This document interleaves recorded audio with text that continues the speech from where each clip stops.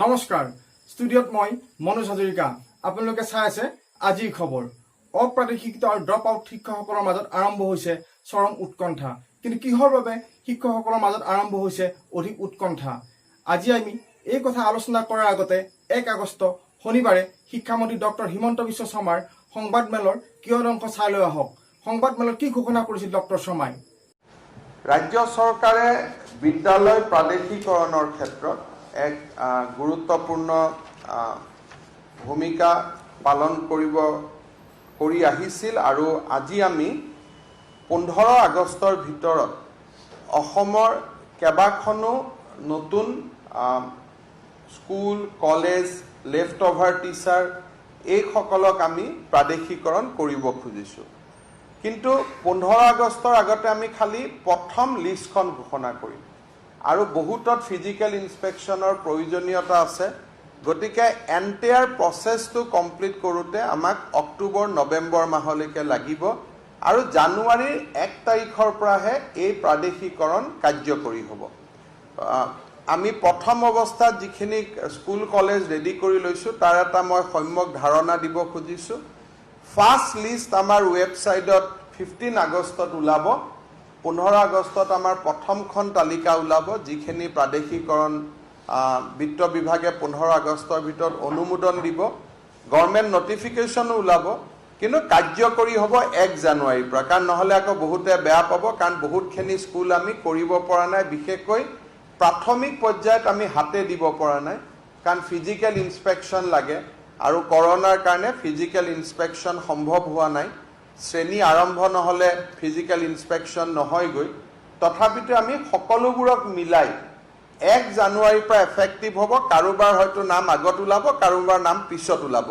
তাকে লৈ বহুত হুলস্থুল কৰাৰ প্ৰয়োজন নাই কাৰণ কিন্তু 15 আগষ্টত আমাৰ যেটো কমিটমেন্ট আছিল ফাৰ্স্ট লিষ্ট প্ৰাদেশিকৰণৰ প্ৰথম তালিকাখন আমি 15 আগষ্টত প্ৰকাশ কৰিম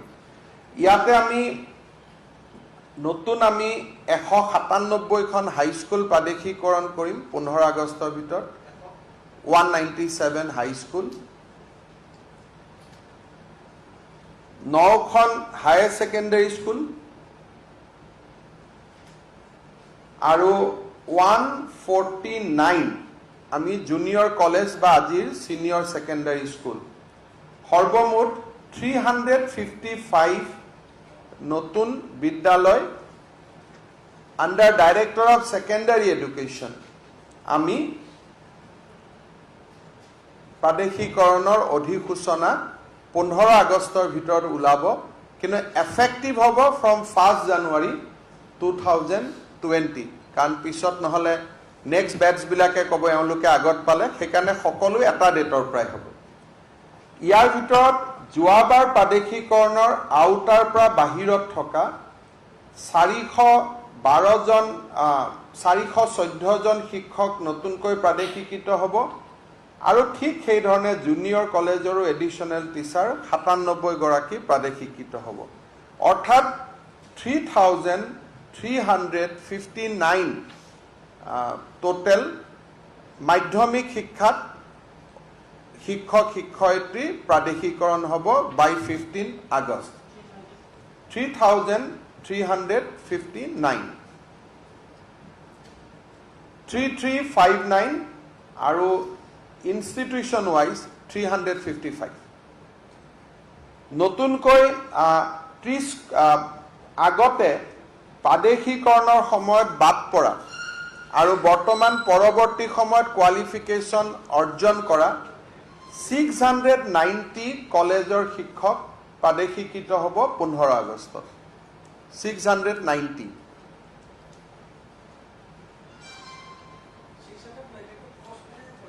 মানুহ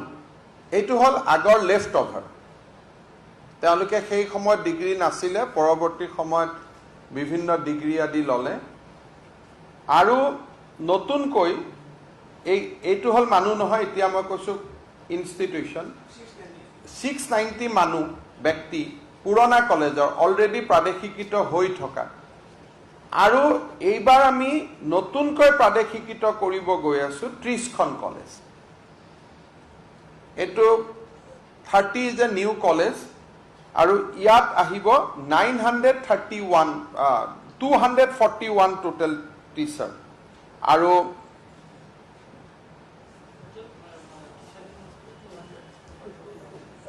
ইয়াতে আহিব 241 প্ৰিন্সিপাল 3জন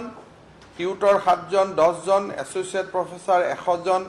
টিউটৰ 131 জন টোটেল 231 জন এই ধৰণে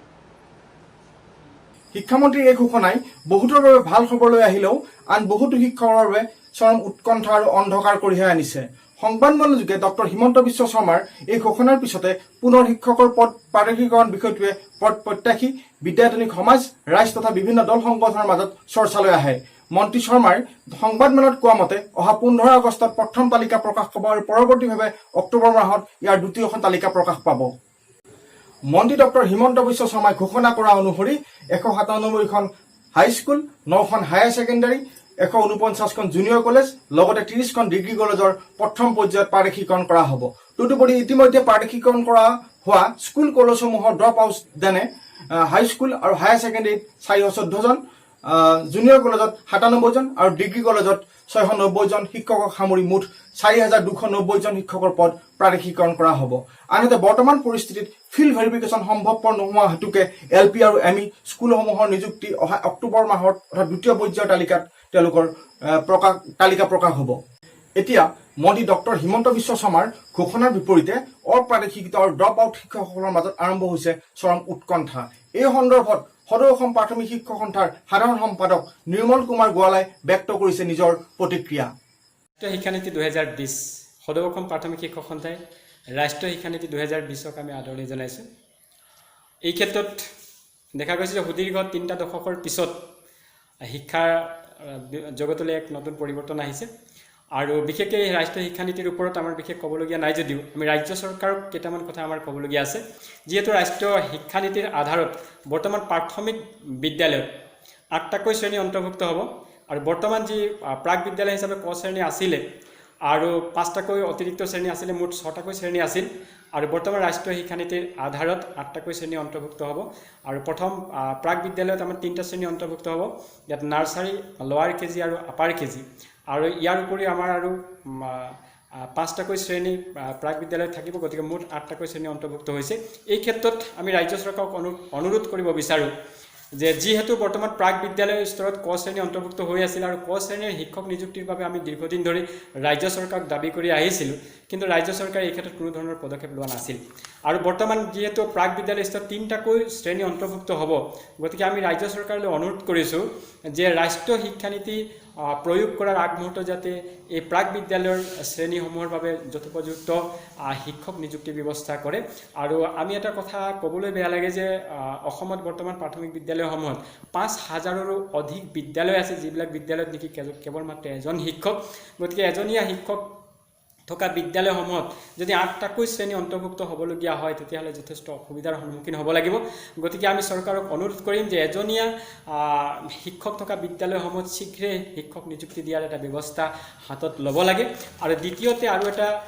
অসুবিধা আমি ইয়াত দেখিবলৈ পাম যে যিটো হৈছে নেকি আঞ্চলিক ভাষাৰ যিটো কথা কোৱা হৈছে বা মাতৃভাষাৰ কথা কোৱা হৈছে আমি জানো যে ভাষা আমাৰ সংৰক্ষণ কৰিব লাগে ভাষা সংস্কৃতি আমি জীয়াই ৰাখিব লাগে ইয়াত আমি ঋণাত্মকভাৱে আমি কথাষাৰ ক'ব বিচৰা নাই আমি ক'ব বিচাৰিছোঁ যে বৰ্তমান যিহেতু শিক্ষকসকল অৰ্থাৎ টেট শিক্ষকসকল বিভিন্ন জিলাত সিঁচৰিত হৈ আছে আৰু অসমখন এনেকুৱা এখন ৰাজ্য য'ত নেকি বিভিন্ন ভাষা ভাষীৰ লোক ইয়াত বসবাস কৰে আৰু বিভিন্ন অঞ্চলত বিভিন্ন ধৰণৰ আঞ্চলিক ভাষা আছে আৰু এই ক্ষেত্ৰত যদি আমি উদাহৰণ হিচাপে লওঁ যে আজি ধৰক লখিমপুৰ জিলা বা ধেমাজি জিলাত যদি আমি নামনি অসম বা বৰাক ভেলীৰ পৰা যদি কোনোবা এজন শিক্ষক আহি শিক্ষকতা কৰিবলগীয়া হয় বা সেই মিচিং অধ্যুষিত যদি অঞ্চলত কোনোবা এজন শিক্ষক নামনি অসমৰ পৰা আহি যদি শিক্ষকতা কৰিবলগীয়া হয় তেতিয়াহ'লে সেই মাতৃভাষাক বা সেই আঞ্চলিক ভাষাক পাঠ্যক্ৰম কেনেকৈ আগুৱাই লৈ যাব এই ক্ষেত্ৰত যথেষ্ট এটা অসুবিধাৰ সন্মুখীন হ'ব লাগিব গতিকে ৰাজ্য চৰকাৰক অনুৰোধ কৰিছোঁ যে নতুন ৰাষ্ট্ৰীয় শিক্ষানীতি প্ৰয়োগ কৰাৰ আগমুহূৰ্তত অৰ্থাৎ ভাষা সংৰক্ষণৰ ক্ষেত্ৰত আঞ্চলিক ভাষা মাতৃভাষা সংৰক্ষণৰ ক্ষেত্ৰত এটা নতুন নীতি নিৰ্ধাৰণ কৰক যাতে কোনো ধৰণৰ ছাত্ৰ ছাত্ৰীৰ অসুবিধা নহয় বা শিক্ষকৰো কোনো ধৰণৰ অসুবিধা নোহোৱাকৈ যাতে পাঠদান প্ৰক্ৰিয়া আগবঢ়াই লৈ যাব পাৰে